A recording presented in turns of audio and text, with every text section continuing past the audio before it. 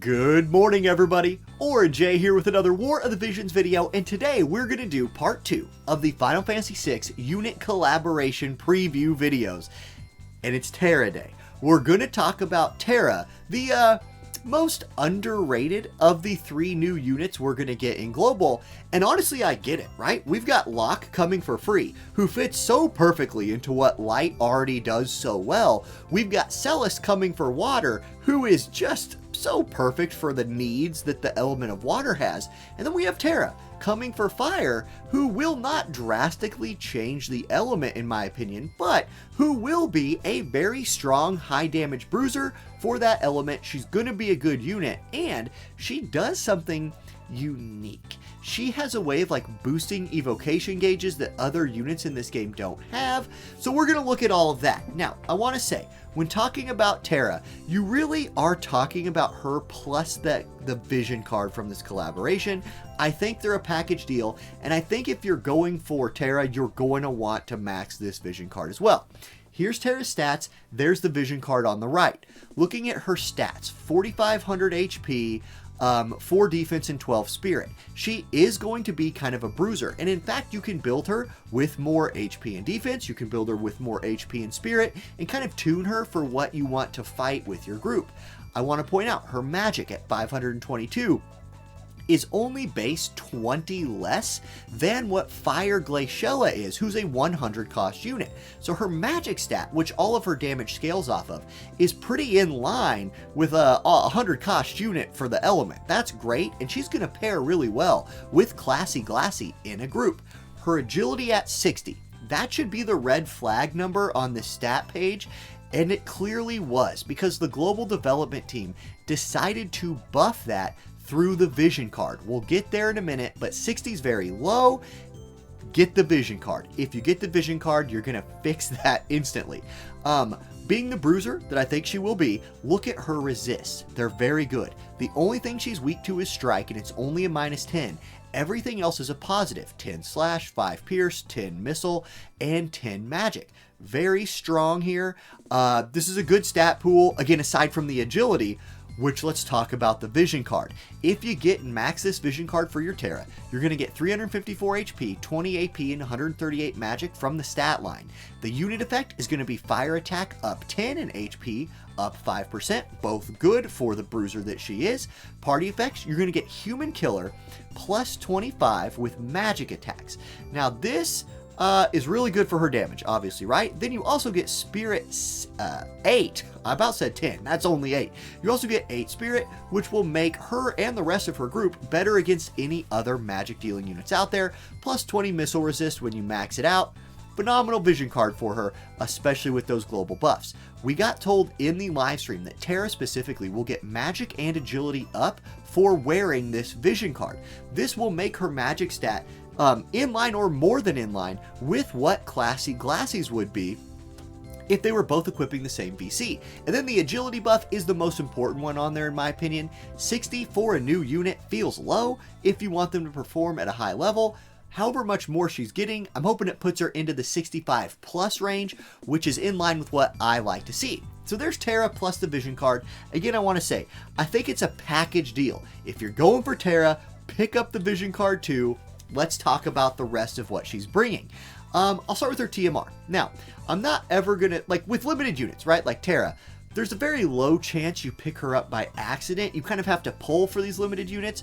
So if you did happen to pick her up, is her TMR something to take her to 99 for if you're not gonna use her? I don't think so. But her TMR does contribute to one of the unique things that she does, and if we come down here and look at the skill, that's evocation gauge boosting. This has a group buff of 40 evocation gauge boost for your allies for 3 turns, plus it restores 20 AP to the person using it. Stat line on it, really not that bad for a cloth armor, 380 HP, 8 defense, 10 spirit, and 10 crit evade. I don't think this is a TMR that you're gonna build a rune page around, you're gonna really try and trick it out with the TMR runes, or TMR stones. I think that's what they're called in Global. TMR runes sounds cooler, I'm probably gonna say that a lot. Materia sounds pretty cool. Anyway, I don't think this is a TMR that you're gonna build a set of runes for. However, if you want to build some really spicy evocation gauge thing, here you go. Maybe you would go for it for that reason. Let's look at the rest of her kit. Her master ability, she does have the fire attack buff for her group, HP and fire attack up. The rest of her master ability, though, I think is a little weak, honestly.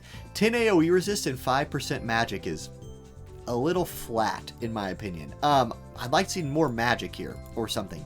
10 AoE resist is nice, more magic would have been better.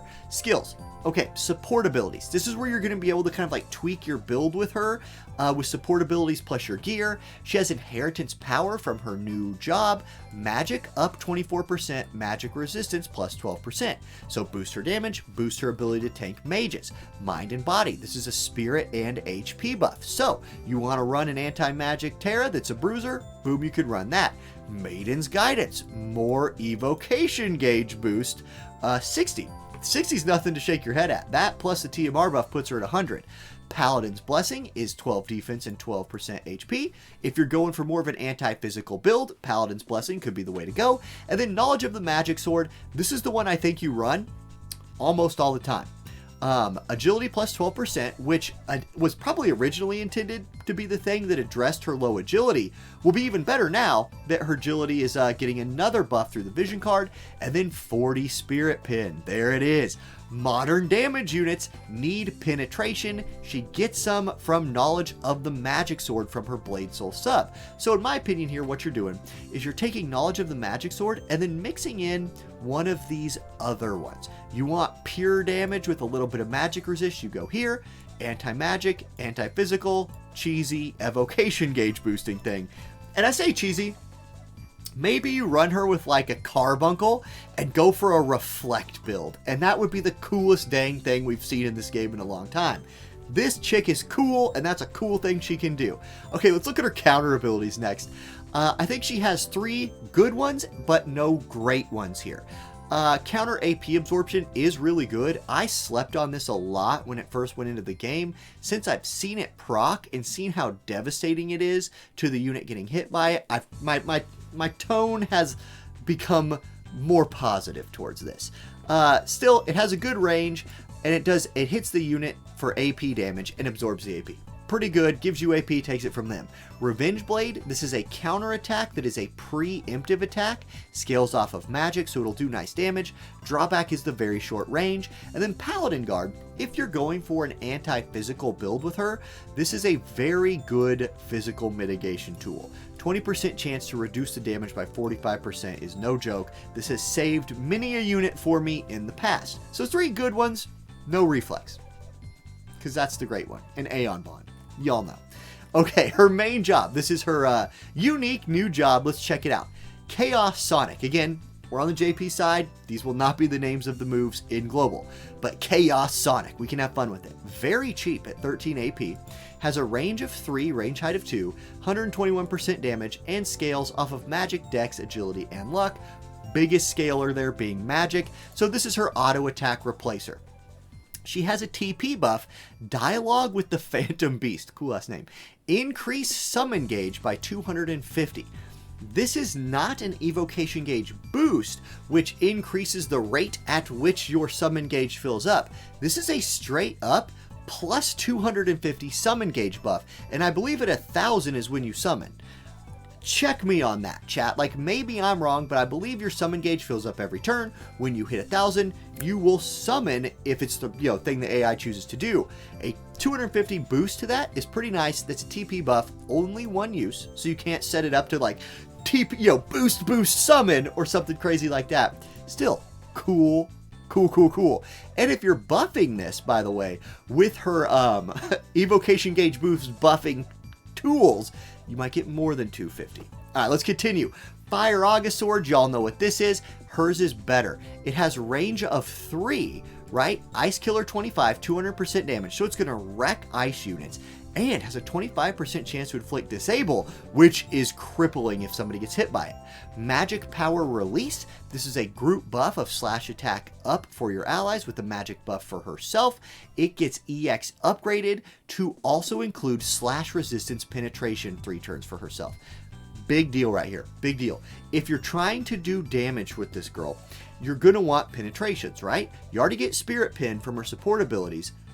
Slash Resist Pin would be a beautiful thing to have on there as well as the steroids it provides. Really nice buff. Meltdown. This, in my opinion, and in the opinion of the developers, is her like bread and butter move. It is an AoE 100% hit. We all know how valuable 100% hit is. Light evasion is already everywhere. It's going to continue to be everywhere with Lock coming into the game, with TMR runes coming into the game to further boost evasion builds. Having 100% hit moves is going to be a big deal. She not only has one, it's a banger. AoE 200% damage, and with the EX upgrade, increases magic attack by 25 for 3 turns for herself. This is getting a global upgrade as well. Note it only has 3 uses. In global, it's going to have 6. There's double the amount of uses. They said this is her bread and butter. We're going to give her a boost to it. We're going to make it so she can do it all the time. I like that change. It's just kind of cool. Then she also has a magic barrier. It's called magic barrier. Reduces the physical damage taken by 50% for 3 turns for self. Could be a translation thing here. I'm curious to see if this is an actual magic barrier or if it's a physical barrier. If it's a physical barrier, I think there's a really cool build here where you lean more into spirit but rely on the barrier to shield you from physical attacks. People will say there's a lot of barrier breaking moves in the game. I agree. You're still making the counter unit use that move, which oftentimes might not be their best move to do. So consider it. Her main job sub, Magic Warrior. She has a buff that nullifies a couple status effects, Silence, Confusion, Charm, and Disable. Could be good for certain PvE missions where that's a big deal, or for certain like manual PvP situations. Then she has Fire Aga, 185% damage, nice range. Y'all know what Fire Aga is. Okay, Blade Soul sub. When would you run Blade Soul sub on her? If you wanted more slash attacks. It's a job full of slash attack that scale off of magic, right? 120% magic scaling. Does have an AoE option that removes haste and dispels buffs, but does not have the boosted accuracy attack that like Abara has or Varouche has, for example, and no multi-hitters in there. I think Paladin is going to be her most run sub for Immortal Fighting Spirit. She can give herself courage. That's huge. Having a bruiser with courage is a bruiser with one more turn after she gets finally killed to come back to life and put out more DPS. You love to see it. Then her limit break. Very good limit break. I think you're going to want her to cast it as well. Increased spirit penetration 40 for 3 turns for self. Has a big range, which is good because she can cast this on the way in to maybe then follow it up with her like hard-hitting Fire Aga sword or something like that. Also does 200% damage. Great move to get that spirit pin online. And there we go. That's Terra. That's her kit. Here's my fire team. What do I think? Okay, look. I'm probably pulling for everything in this collaboration at least a little bit.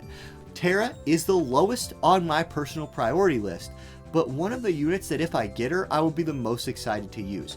My roster for fire always feels awkward to put together. I have good tanks. I have Minwu as a good support. I have like Glassy. I have Setia.